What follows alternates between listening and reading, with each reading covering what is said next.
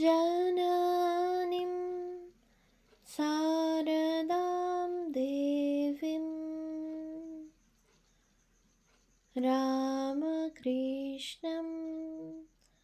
जगद्गुरुं पादपद्मे त्वयोश्रित्वा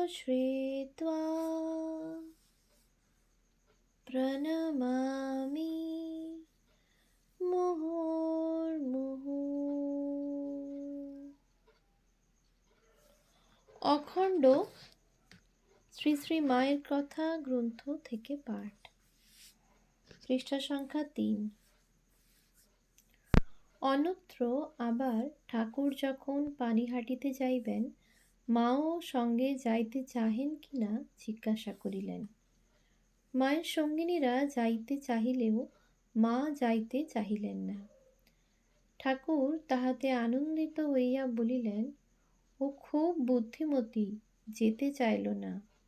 গেলে পরে লোকে বলতো হংস হংসী একত্রে এসেছে। মা কেন যাইতে চাহিলেন না সে সম্বন্ধে তিনি নিজেই বলিয়াছেন। উনি আমি যাইব কি না জিজ্ঞাসা করিলেন, কিন্তু আমার সঙ্গে যেতে হবে এ কথা তো বলিলেন না। ইহাতেই আমার মনে হলো না যাওয়াই ভালো। ঠাকুরের সহিত শ্রী শ্রী মার সরল ভাবের বিষয়ে অতিশয় সৌসাদৃশ্য দেখা যায়। ঠাকুর যেমন গলার ব্যথা কিসে সারে ইহাকে তাহাকে জিজ্ঞাসা করিতেছেন, মাও সেইরূপ অসুখের সময় কি অসুখ হলো বাপু, এ কি আর সারবে না মা? আমায় যে বিছানায় পেড়ে ফেললে, কি করি বলো দেখি, ইত্যাদি বলিতেছেন। আবার শশধর তর্কচূড়ামণি অসুস্থ স্থানে মানসিক শক্তি প্রয়োগ করিয়া অসুখ সারাইবার কথা বলিতেই ঠাকুর যেমন পণ্ডিত হয়ে ও কি কথা বলবো, যে মন সচ্চিদানন্দকে দিয়েছি তা কি আবার ফিরিয়ে এনে হাড়মাসের খাঁচায় দেওয়া যায়, দৃঢ়ভাবে এই কথার উত্তর দিয়াছেন।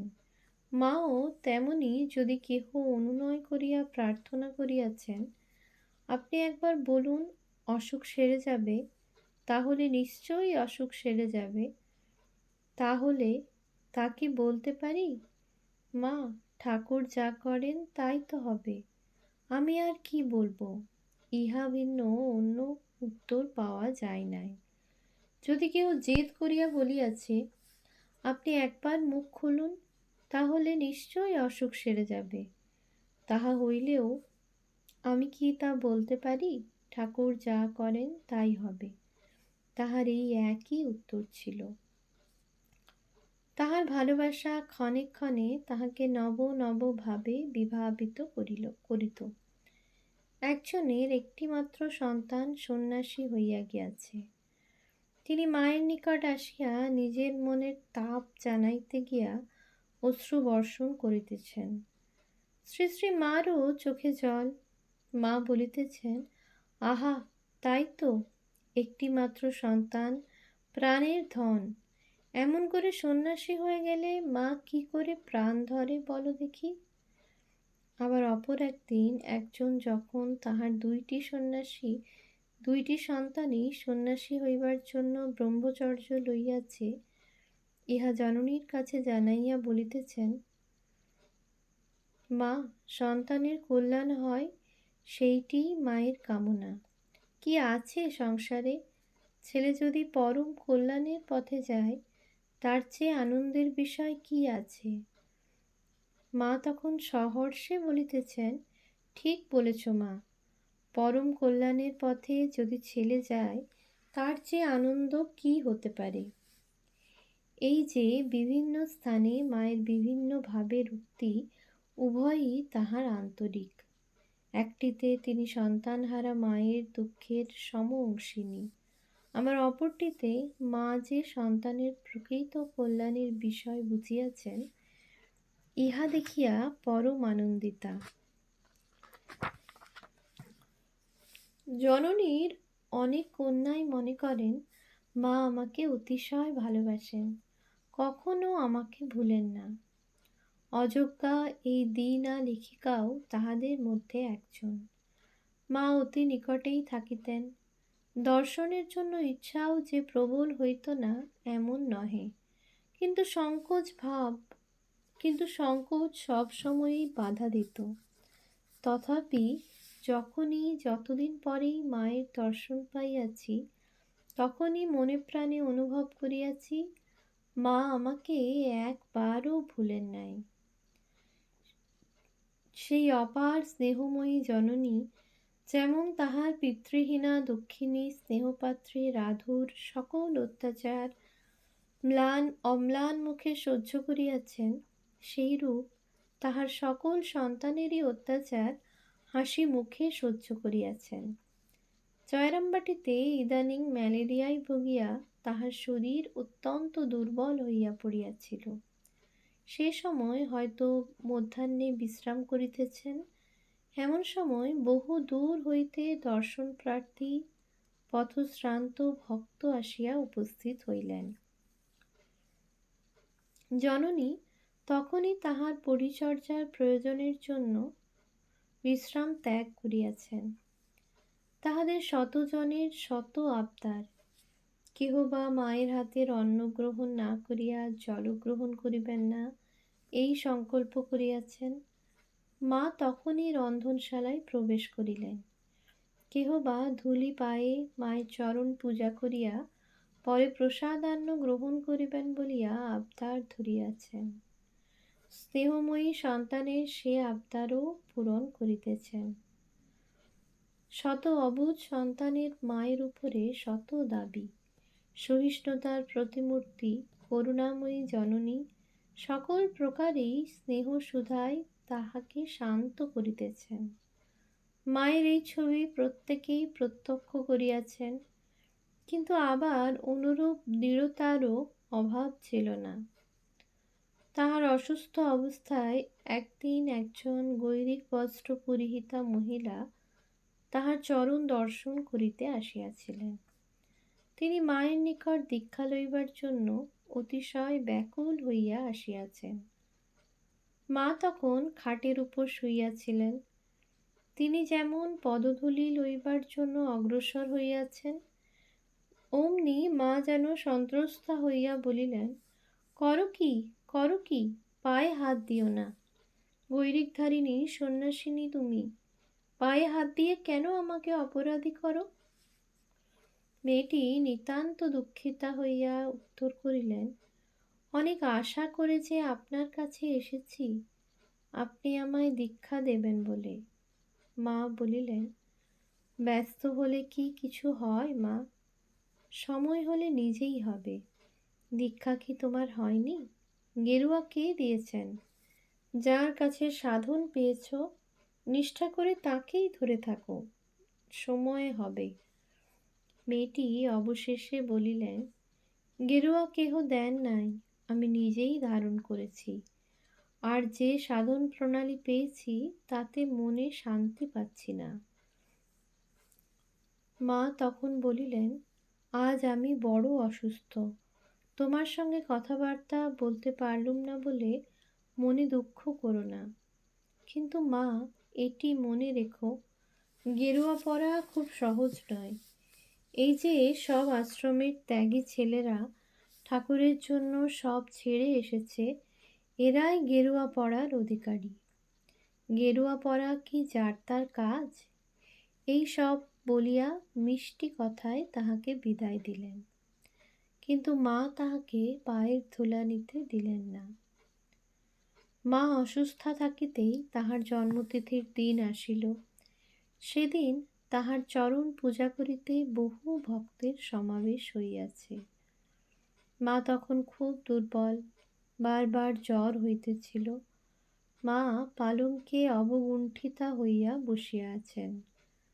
শত শত ভক্ত চরণ পূজা করিতে আসিতেছেন। মা সস্নেহে সকলের পূজা গ্রহণ করিতেছেন। তরা সত্ত্বেও পূজোয় বহু সময় লাগিল, কিন্তু মা সমভাবেই প্রসন্নময়ী রূপে সন্তানদের অর্চনা গ্রহণ করিতেছেন। এই দৃশ্যটি আজও মনে অঙ্কিত রহিয়াছে। শ্রী শ্রী মার স্বরূপ ভাষার তুলি দিয়া আঁকিতে পারি এমন ক্ষমতা আমার নাই। আমি যখন মার দর্শন পাই নাই, আমার মেয়ে তখন নিবেদিতা স্কুলে পড়িত। তাহার কাছে প্রথম মায়ের প্রত্যক্ষ সংবাদ পাই। তার পূর্বে কেবল মনে কল্পনা লইয়াই তৃপ্ত থাকিতাম। আমার মেয়ে প্রথমে আসিয়া তাহার প্রত্যক্ষ সংবাদ জানাইল। সে বলিল, মা, মাকে আমরা দর্শন করতে গিয়েছিলুম। তিনি যে কত সুন্দর, কত ভালো, তুমি দেখলে বুঝতে পারবে। আমার এত ভালো লেগেছে মা, সে আর কি বলবো। কেবলই মনে হচ্ছিল তুমি যদি একবারটি তাকে দেখতে। তাহার এই কথা শুনিয়া কুটাইয়া কুটাইয়া তাহার কাছে মায়ের মধুর প্রসঙ্গ জিজ্ঞাসা করিলাম। সেও আনন্দের সহিত বলিল, কেমন তিনি খাইতে বসিয়া হাসিতে হাসিতে বালিকাদের সম্ভাষণ করিতেছিলেন। অল্পাহারের জন্য গোলাপ মার কাছে তিরস্কৃতা হইয়া তাহার দিকে চাহিয়া হাসিতেছিলেন। সকলকে তাহার প্রসাদ কত স্নেহের সঙ্গে হাতে হাতে ভাগ করিয়া দিতেছিলেন। সেই ছবিটি যেন তাহার বর্ণনায় মনের মধ্যে আঁকা হইয়া গেল। সেই দিন হইতে তাহার কাছে মায়ের কথা প্রত্যহ শুনিতে পাইতাম, আর মনে অভিমান প্রবল হইয়া উঠিত। কেবল মনে হইত, সবাইকে আপন করে নিয়ে আমায় কেন এত দূরে রেখেছেন। অবশেষে একদিন বাঁধ ভাঙিয়া গেল, মায়ের দর্শন পাইলাম।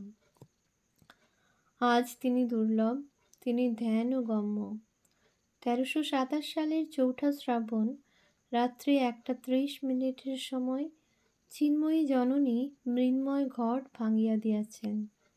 জড়দৃষ্টি আজ তাহার দর্শনের অধিকার হারাইয়াছে, কিন্তু জগৎ তাহার পাদস্পর্শে পবিত্র হইয়া কি সম্পত্তি লাভ করিয়াছে, তাহাই অনুভব করিবার আজ সময় আসিয়াছে। শ্রীমতী সরলাবালা দাসী। সারদামণি দেবী। শাস্ত্রে গৃহস্থের প্রশংসা আছে, সন্ন্যাসীরও প্রশংসা আছে। শাস্ত্রে ইহাও লিখিত আছে এবং সহজ বুদ্ধিতেও ইহা বোঝা যায় যে গার্হস্থ আশ্রম অন্য সব আশ্রমের মূল। কিন্তু গৃহস্থ মাত্রেরই জীবন প্রশংসনীয় বা নিন্দনীয় নহে, সন্ন্যাসী মাত্রেরও জীবন প্রশংসনীয় বা নিন্দার্হ নহে। ভিন্ন ভিন্ন মানুষের ভগবত তত্ত্ব, শক্তি, হৃদয় মনের গতি প্রভৃতির দ্বারা স্থির হয় যে ভগবান কিরূপ জীবন যাপন করিয়া কি কাজ করিবার নিমিত্ত কাহাকে সংসারে পাঠাইয়াছেন। যিনি যে আশ্রমে আছেন তদুচিত জীবন যাপন করেন কি না, তাহা বিবেচনা করিয়া তিনি আত্মপ্রসাদ বা আত্মগ্লানি অনুভব করিতে পারেন। যিনি যে আশ্রমের মানুষ কেবল সেই আশ্রমের নামের ছাপটি দেখিয়া তাহার জীবনের উৎকর্ষ, অপকর্ষ, সার্থকতা, ব্যর্থতা নির্ধারিত হইতে পারে না। ব্যক্তি নির্বিশেষে গৃহস্থাশ্রম অপেক্ষা সন্ন্যাসের বা সন্ন্যাসাশ্রম অপেক্ষা গার্হস্থের উৎকর্ষ বা অপকর্ষ বিবেচিত হইতে পারে না। সাধারণত ইহাই দেখা যায় যে যাহারা সন্ন্যাসী তাহারা হয় কখনো বিবাহই করেন না, কিংবা বিবাহ করিয়া থাকিলে পত্নীর সহিত সমুদয় সম্বন্ধ বর্জন করিয়া এবং তাহাকে ত্যাগ করিয়া গৃহত্যাগী হইয়াছেন।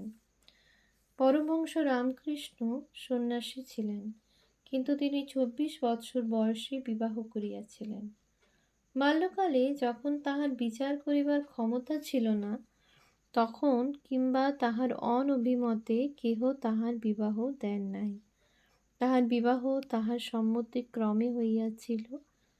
তাহার জীবনচরিতে লিখিত আছে যে তাহারই নির্দেশ অনুসারে পাত্রী নির্বাচন হইয়াছিল। কিন্তু তিনি একদিকে যেমন পত্নী লইয়া সাধারণ গৃহস্থের ন্যায় ঘর করেন নাই, তাহার সহিত কখনো কোনো দৈহিক সম্বন্ধ হয় নাই, অন্যদিকে আবার তাহাকে পরিত্যাগও করেন নাই, বরং তাহাকে নিকটে রাখিয়া স্নেহ উপদেশ ও নিজের দৃষ্টান্ত দ্বারা তাহাকে সহধর্মিণীর মতো করিয়া গড়িয়া তুলিয়াছেন। ইহা তাহার জীবনের একটি বিশেষত্ব। ওম শান্তি শান্তি শান্তি। হরি ওম তৎসৎ। শ্রীরামকৃষ্ণার্পণমস্তু।